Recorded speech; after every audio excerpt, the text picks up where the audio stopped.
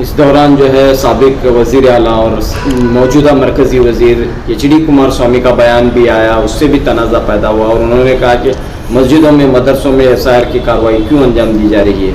इस पर उन्होंने सवाल उठाए। देखिए श्री साहब जिनका ताल्लुक JDS से, देखिए श्री HD कुमार स्वामी जी हैं, ये 2 मरतबा से ज़्यादा चीफ मिनिस्टर भी रहे, अब मरकज़ी वज़ीर हैं। एक बहुत बड़ी जिम्मेदारी उनके ऊपर आयद होती है। उन सारी जिम्मेदारियों का ख्याल ना करते हुए ऐसी बेतुकी बातें करना सही नहीं है ऐसी शख्सियत के लिए। मेरी राय श्री HD कुमार स्वामी को ये है कि वो एक तो अपने खुद के इलाके में यानी रामनगर में वो कहते हैं बांग्लादेशी 10,000 हैं।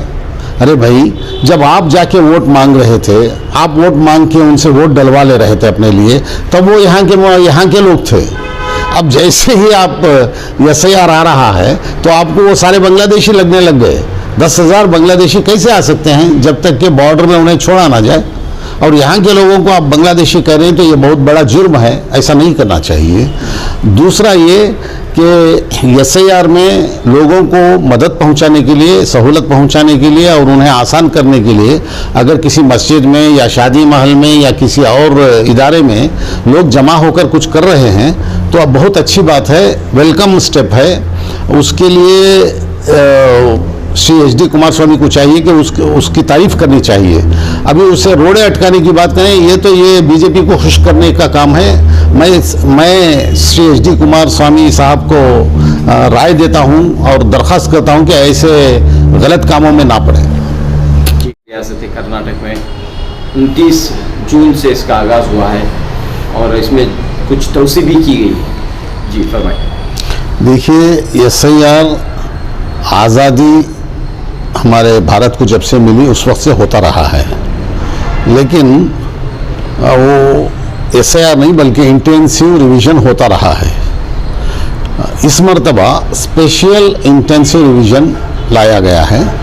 स्पेशल के मानी ये हैं कि हर वोटर को जो अपना नाम दर्ज कराएगा उसके दीगर कागजात भी बहुत तफ्तीश की जाएगी और बहुत गहराई से चेक किया जाएगा। एक तो उनके कागजात चेक किए जाएंगे, उनका रहना मुकाम के बारे में भी तफ्तीश की जाएगी वगैरह वगैरह।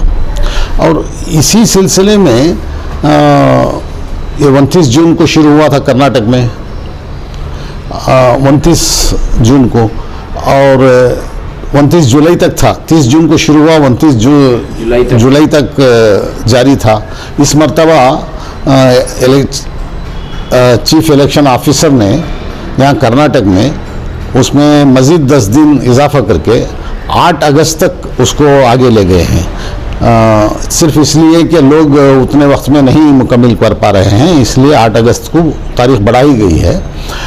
हम में से हर एक को चाहिए कि इसका फ़ायदा उठाते हुए हरगिज़ किसी भी शख्स का नाम दर्ज होने से चूक ना जाए, इसका पूरे लोग ख्याल करना चाहिए। लेकिन हम देख रहे हैं कि एक बड़ा तबका अभी भी गफलत में है, गफलत की नींद सो रहा है SIR के सिलसिले में। जी, लापरवाही बरतती हुई नजर आ रही है। उस तब ऐसा लापरवाही बरतने वाले हर शख्स को हमारे तरफ से ये मैसेज, ये पैगाम है कि नॉर्थ इंडिया में यानी आसाम, बिहार, UP, मध्य प्रदेश, गुजरात, राजस्थान, वेस्ट बंगाल, यहाँ सब जहाँ SIR हो चुका है, वहाँ पर जिन लोगों के नाम चूक गए हैं या पहली मर्तबा वोटर लिस्ट में जिनके नाम दर्ज नहीं हो पाए, उनको ये कहा जा रहा है कि उनके दीगर कागजात भी कैंसिल किए जाएंगे। ये साफ साफ स्टेटमेंट वहाँ से आ रहे हैं, वहाँ की हुकूमतों से। और वेस्ट बंगाल में तो एक बहुत बड़ी शख्सियत श्री राजगोपाल का पासपोर्ट ही कैंसिल कर दिया गया सिर्फ इसलिए कि उनका वोटर लिस्ट में नाम नहीं था। अब बाकी के लोग जो हैं, जो उतनी बड़ी शख्सियत का कैंसिल हो सकता है वोटर लिस्ट में ना होने के बाइस, तो बाकी के लोगों का सिर्फ पासपोर्ट नहीं, जिनको पासपोर्ट नहीं उनको जो है राशन कार्ड या ड्राइविंग लाइसेंस या कुछ और भी अगर हुकूमत की तरफ से है वो सब कैंसिल करा सकते हैं। ऐसा कानून लाने का पूरी नज़र आ रहा है, उसका नज़ारा नज़र आ रहा है साफ साफ। नॉर्थ इंडिया में जो हुकूमतें क़वानीन ला रही हैं वो देखकर। अभी कल ही की बात है कि गुजरात में ये कानून लाया गया है एंटी रेडिकलाइजेशन। इसका मतलब है सिर्फ मुसलमानों के लिए ऐसी वो उनका कहना यह है कि मुसलमानों में जो मजहबी इंतहा पसंद हैं उनको मजहबी इंतहा पसंद से निकालना है। इसके लिए टीमें बनाई जाएंगी, स्पेशल टीमें और स्पेशल टास्क फोर्स। उन्हें एक टास्क दिया जाएगा कि जो कोई कल तक एक बार सलाम करता था आज 2-3 मरतबा कर रहा है वो रेडिकल हो गया। जो कल तक सिर्फ फजर को जाता था आज ज़ोहर मगरिब असर को जा रहा है नमाज को, वो रेडिकल हो गया। जो कल तक दाढ़ी नहीं थी अब दाढ़ी ग्रो कर रहा है वो रेडिकल हो गया। अभी ये बताएं कि मज़हब इस्लाम में जो अरकान हैं वो फॉलो करने से भी रेडिकल कहा जाए तो आखिर मुसलमान क्या करें? ऐसे क़वानीन लाए गए हैं, अभी कल की बात है गुजरात में। लिहाजा इन सब बातों पर ख्याल करते हुए मैं जो अब तक उसमें दर्ज नहीं कराया उनसे दरख्वास्त करता हूँ एक मरतबा फिर कि ज़रूर ब-ज़रूर किसी ना किसी तरह उसमें दर्ज कराने की कोशिश करें।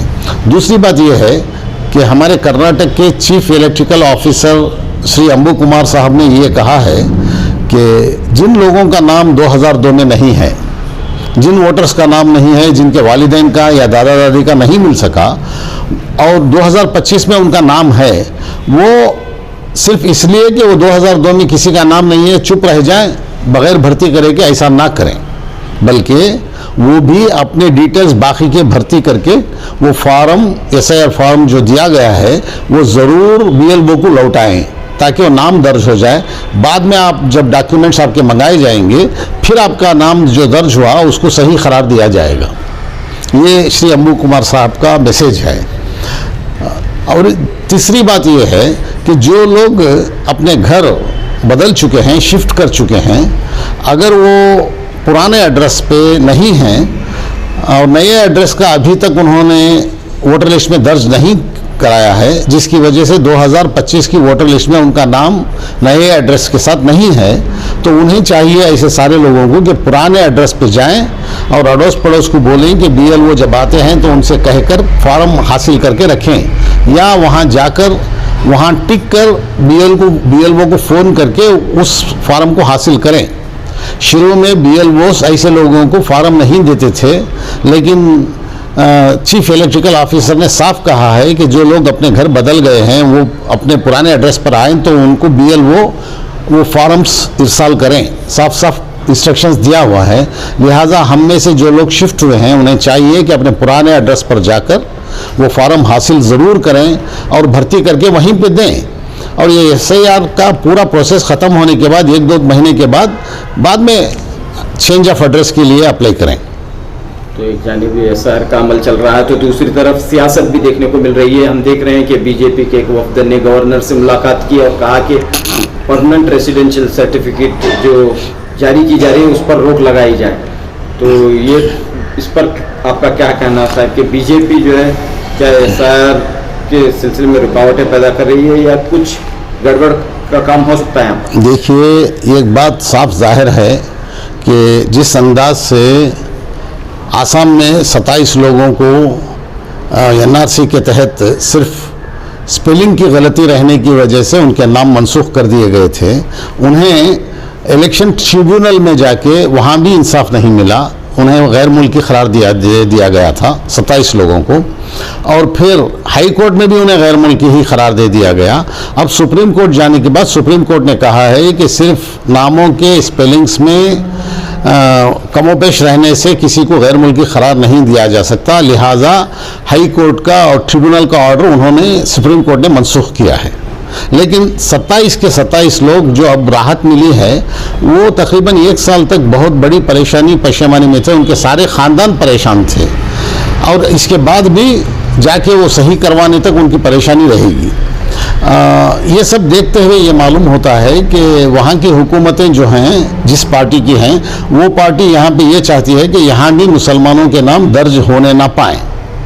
रियासती हुकूमत कर्नाटक की कांग्रेस हुकूमत ने ये ऐलान किया है कि हर किसी को जो 10 साल से ज़्यादा यहाँ रह रहा है उसे परमानेंट रेसिडेंस सर्टिफिकेट इशू की जाए, सिर्फ इसलिए कि उनके पास अगर कोई दूसरे डॉक्यूमेंट्स नहीं तो परमानेंट रेसिडेंशियल सर्टिफिकेट दिखा के अपना नाम वोटर लिस्ट में दर्ज करवा लें। ये सारे वोटरान को और शहरियों की सहूलत के लिए है। अब इसे अगर एतराज़ कर रही है बीजेपी तो साफ जाहिर है कि आखिर वो एतराज़ क्यों कर रही है, जिससे सहूलत होनी है वोटरान को और शहरियों को, उसमें रोड़े अटकाने की कोशिश सिर्फ इसलिए हो रही है कि जो लोग वो चाहते हैं कि जिन लोगों को तकलीफ देना है, नुकसान पहुंचाना है, जिन लोगों के नाम काटवाना चाहते हैं इलेक्शन कमीशन में, इलेक्शन रोल में, उनके वो चाहते हैं कि वो कटवाने में कामयाब हो जाएं, ताकि उन्हें यानी शहरियों को जो दूसरे डॉक्यूमेंट्स नहीं हैं उन्हें कर्नाटक का परमानेंट रेसिडेंस सर्टिफिकेट अगर मिल जाए तो उनके नाम दर्ज हो जाएंगे।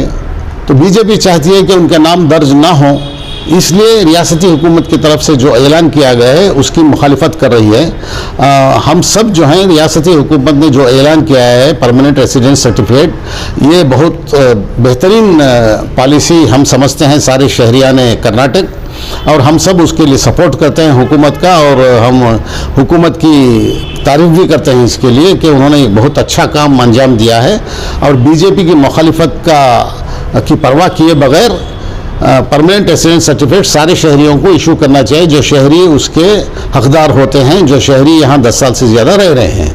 लिहाजा हमारा सबका सारे शहरियों का ये कहना है कि बीजेपी की मुखालिफत की परवाह ना की जाए, ना करते हुए परमानेंट रेसिडेंशियल सर्टिफिकेट इशू करें।